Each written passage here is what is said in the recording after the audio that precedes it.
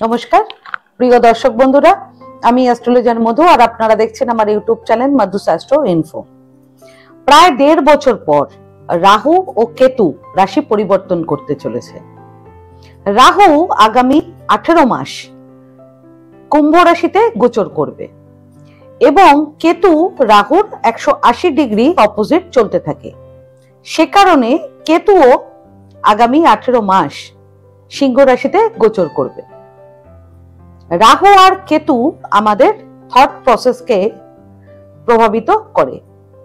সে কারণে আগামী 1.5 বছর অর্থাৎ 18 মাস মহা পরিবর্তনের সময় হতে চলেছে সমস্ত রাশির। রাহু বর্তমানে মীন রাশিতে এবং পূর্ব ভাদ্রপদ নক্ষত্রে গোচর করছে। এই নক্ষত্রটি বৃহস্পতির দ্বারা নিয়ন্ত্রিত। রাহু 18 মে 2025 তারিখে কুম্ভ রাশিতে প্রবেশ করবে এবং থাকবে একই নক্ষত্রে অর্থাৎ পূর্ব ভাদ্রপদ নক্ষত্রে। এরপর 23 নভেম্বর 2025 তারিখে রাহু শতভিষা নক্ষত্রে প্রবেশ করবে। শতভিষা নক্ষত্রটি নিয়ন্ত্রণ করে স্বয়ং রাহু। সে কারণে এই সময়কালে রাহু অত্যন্ত শক্তিশালী থাকবে। রাহু প্রায় 9 মাস শতভিষা নক্ষত্রে অবস্থান করবে। তারপর 2রা আগস্ট 2026 ধনিষ্ঠা নক্ষত্রে প্রবেশ করবে। ধনিষ্ঠা নক্ষত্রটিকে নিয়ন্ত্রণ করে মঙ্গল। রাহু এবং মঙ্গল একে অপরের শত্রু। সে কারণে এই সময়কালে রাহু প্রতিকূল ফলাফল দেবে। অন্যদিকে কেতু বর্তমানে কন্যা রাশিতে উত্তর ফাল্গুনী নক্ষত্রে গোচর করছে। কেতুও 18 মে 2025 তারিখে সিংহ রাশিতে প্রবেশ করবে এবং থাকবে একই নক্ষত্রে অর্থাৎ উত্তর ফাল্গুনী নক্ষত্রে। এরপর 20 জুলাই 2025 তারিখে কেতু পূর্ব ফাল্গুনী নক্ষত্রে প্রবেশ করবে। পূর্ব ফাল্গুনী নক্ষত্রটি শুক্র দ্বারা নিয়ন্ত্রিত। এরপর কেতু আগামী বছর 29 মার্চ 2026 তারিখে মঘা নক্ষত্রে স্থানান্তরিত হবে। মঘা নক্ষত্রটিকে নিয়ন্ত্রণ করে কেতু। সে কারণে এই সময়কালে কেতু অত্যন্ত শক্তিশালী থাকবে। রাহু ও কেতু এই দুটো গ্রহই প্রতিগামী গতিতে চলে অর্থাৎ সর্বদা পেছনের দিকে চলে এবং প্রায় 18 মাস অন্তর রাশি পরিবর্তন করে। 2025 সালে রাহু কুম্ভ রাশিতে এবং কেতু সিংহ রাশিতে স্থানান্তরিত হবে 18 মে 2025 তারিখে রবিবার বিকেল 4:30 এবং এই গোচরটি 5 ডিসেম্বর 2026 শনিবার সন্ধ্যে 7:28 পর্যন্ত স্থায়ী হবে। এই গোচর 18 মাস পর্যন্ত স্থায়ী থাকবে। রাহু এবং কেতুকে ছায়া গ্রহ বলা হয়, তবে ভাগ্য গঠনের ক্ষেত্রে তাদের ক্ষমতা গভীর। অন্যান্য গ্রহদের মতন তাদের শারীরিক কোনো রূপ নেই। রাহু হলো স্বর্গীয় সর্পের মাথা এবং কেতু হলো লেজ। একসাথে এই দুটি গ্রহ একটি অক্ষ তৈরি করে যা আমাদের আকাঙ্ক্ষা, ইচ্ছাশক্তি, আবেগ, বিচ্ছিন্নতা এবং আধ্যাত্মিক মুক্তিকে নিয়ন্ত্রণ করে। রাহু হলো উচ্চাকাঙ্ক্ষা, আবিষ্কার, বিদেশি সংযোগ, মায়া, খ্যাতি এবং অপ্রচলিত পদ্ধতিগুলোকে নিয়ন্ত্রণ করে। সেই সঙ্গে রাহু বস্তুগত আকাঙ্ক্ষা, বিভ্রান্তি ও আসক্তি সৃষ্টি করে।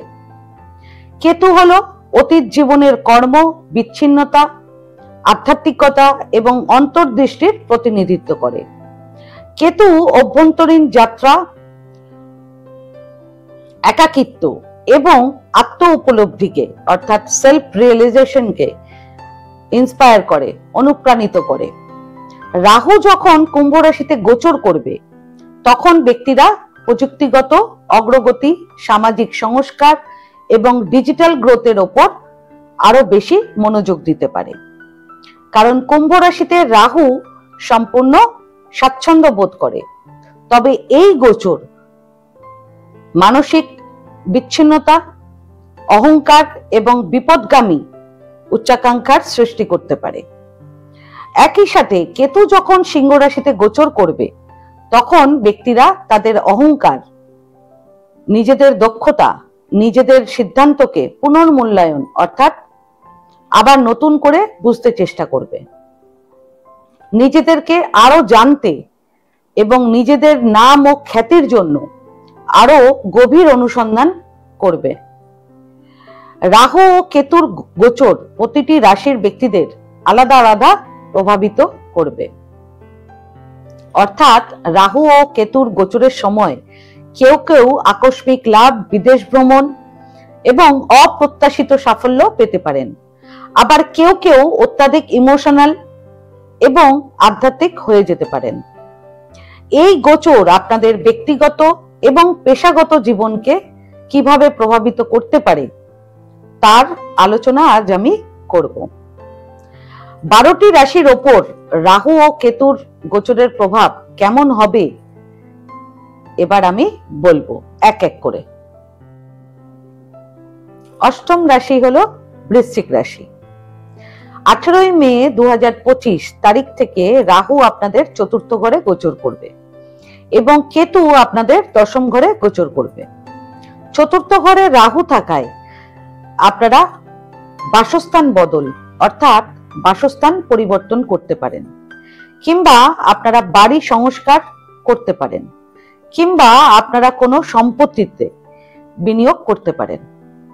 দশম ঘরে কেতু থাকায় আপনারা বর্তমান কর্মক্ষেত্রে হতাশা বোধ করতে পারেন।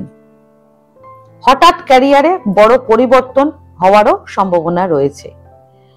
কর্মক্ষেত্রে আপনারা অলসতার কারণে সময়ও প্রচুর নষ্ট করবেন, কাজে আপনাদের মন লাগবে না। চাকরি পরিবর্তন করার কথাও ভাববেন। আপনাদের মনে প্রচুর ঈর্ষাও তৈরি হবে এই সময়কালের মধ্যে। সে কারণে অন্যদের সাফল্যে আপনারা খুবই অসন্তুষ্ট থাকবেন।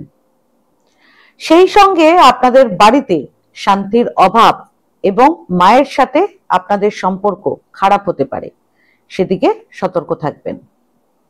এছাড়া এই গোচর আপনাদেরকে কাজের জন্য বাড়ি থেকে দূরে অন্য কোথাও সরিয়ে নিয়ে যেতে পারে এবং বস্তুগত দিক থেকে আপনাদেরকে কিছুটা বিচ্ছিন্ন করতে পারে। কি প্রতিকার করবেন এবার জেনে নিন। সবার প্রথম প্রতিকার, পেশাগত জীবনে সাফল্য পেতে প্রত্যেক দিন সকালে সূর্য দেবতাকে জল অর্ঘ্য নিবেদন করবেন। দ্বিতীয় প্রতিকার, সোমবার দিন অভাবী ব্যক্তিদের আপনারা সাদা রঙের জিনিস দান করবেন। রাহু ও কেতুর গোচর আগামী 18 মাস আপনাদের রাশি অনুযায়ী কি ফল দিতে পারে তা নিয়ে আজ আমি ছোট্ট করে আলোচনা করলাম। আশা করব আপনারা এই আলোচনার থেকে লাভ নিয়ে আপনাদের আগামী জীবনকে আরো বেটার করে তুলতে পারবেন। তো বন্ধুরা, আজ এখানেই শেষ করলাম। আমার এই ভিডিওটাকে যদি ভালো লেগে থাকে তাহলে ভিডিওটাকে লাইক করবেন এবং আমার চ্যানেলটিকে সাবস্ক্রাইব করে দেবেন। আর সাবস্ক্রাইব বাটনের পাশে একটা বেল আইকনের বাটন আছে, সেটা অবশ্যই প্রেস করবেন, কারণ নিয়মিত যে ভিডিওগুলো আমি আনছি সেটা সবার আগে আপনারা জানতে পারবেন।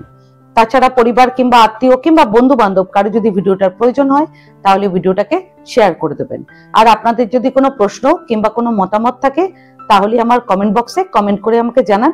আমি চেষ্টা করব যত তাড়াতাড়ি সম্ভব উত্তরটি দেওয়ার। ধন্যবাদ।